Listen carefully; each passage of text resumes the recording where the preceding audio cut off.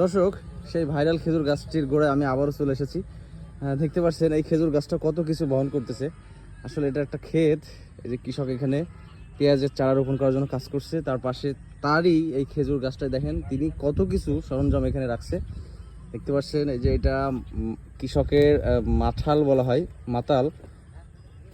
আর দেখেন আরও অনেক কিছু কিন্তু তিনি এখানে রেখে দিচ্ছে। এই যে দেখেন বিভিন্ন যন্ত্রপাতি, বাঁশ টাস। এই দেখেন একটা খেজুর গাছ আসলে কত রকমভাবে তাকে সাহায্য করছে। দেখেন এখানে উনি একটা এই যে একটা বাকেট রাখছে, সেখানে তেল বা পানি, কাঁচি, অনেক কিছু।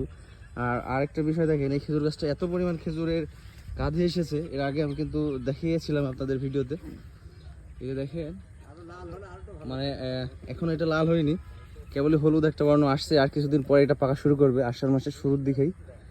বৃষ্টিটা মানে একটু ভরপুর হলেই এই খেজুরগুলো পাকা শুরু করবে। এগুলো কিন্তু অনেক মিষ্টি এবং সুস্বাদু, খেতে পারবো আমরা।